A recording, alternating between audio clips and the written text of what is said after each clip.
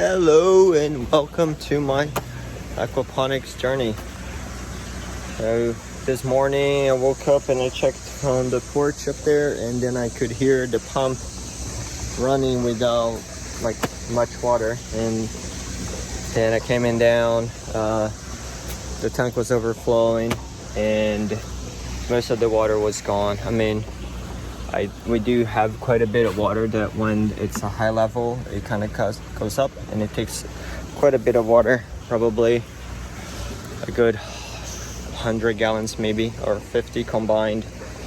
And so yeah, so the sump, which is currently low, waiting for some rain to fill it up. I don't particularly like to fill with tap water. So, and it turns out that it was I pretty sure I've been overfeeding them for the last few days, so all of that build up in the bottom, kind of along with some algae that I've been using algae control, kind of clogged it, and then just make everything overflow overnight.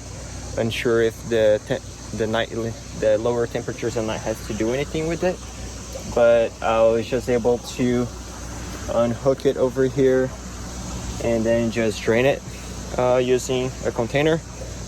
And I always start with the easiest troubleshooting. The easiest is least expensive. I saved myself quite a bit of work just because I kind of didn't go right away into trying to solve the problem, and then just think about it a little bit and start with the easiest one. And hopefully for the most time it will work for you. And it has worked for me quite well. And then kind of like lazy, either least expensive or least effort, and it seems to work. So I've also turned off the air stone to kind of get everything to see. Hello, ducky. I got it to kind of keep track of the temperature, because I kind of felt it was getting colder at night, so the temperatures are kind of dropping. I'll probably need to get a water heater soon to keep the water in the temperature that the fish won't go into some dormant and not grow as much, not eat as much, which is not great for the plants, because we want to keep the plants productive. So I'm kind of turn off the water bubble, the air stone, get everything to settle, and I'll probably just be running with the water to keep the oxygen levels into some way, which I still don't have the measurements for it. I haven't gone around to buying a kit or buying the probe to put in the water, which is kind of becoming an increasing necessity considering water outages, water leaks, overflows, and so on. And I did install the two compressors, so they run 24/7. I need to kind of recap into electricity consumption, operational costs, and everything.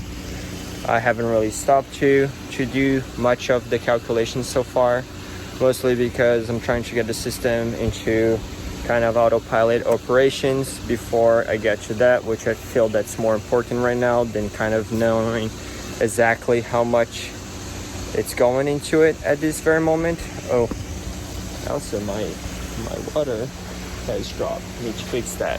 Hopefully it's gonna rain soon. I mean, I think it was Sally storm is probably gonna bring us some water, so I'm hoping it's enough to fill the sump and maybe go back to having more water in the water beds. I have in a restaurant order for some herbs, so I'll be planting Thai basil over here. Probably gonna try out planting in pots. I did end up buying some media from some Hydro Crunch media, I believe that's their name. But then in the meantime, I've also bought some coconut perlite mix to put in the pots, and kind of try with that as well to put it in here, and then putting in some cilantro here on these garden beds, and kind of just trying to experiment right now, and kind of juggling in between cost effectiveness and productivity and and so on, in return on investment really. But as expected from the very beginning, this was going to be an experimentation, like an incubator for trying out different types of builds. I've also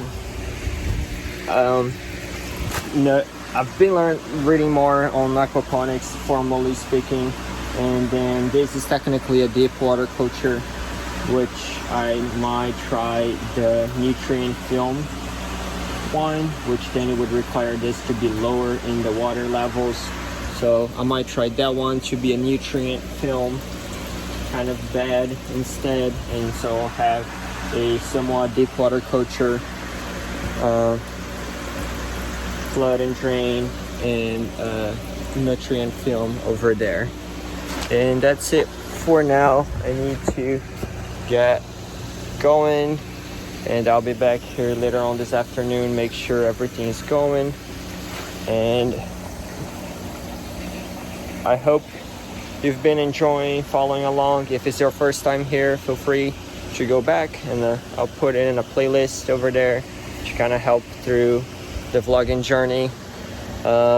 Hopefully by now I started putting the time lapses as well, which I need to work on. And so we'll have the time lapse from the build, my anytime I do any work kind of vlogging experience. And if you have any comments, any questions, any suggestions, or feel free to drop them in the comments. And if you've been enjoying, please like and subscribe. It will be awesome, much appreciated. All right, I'll see you in the next one. Bye bye.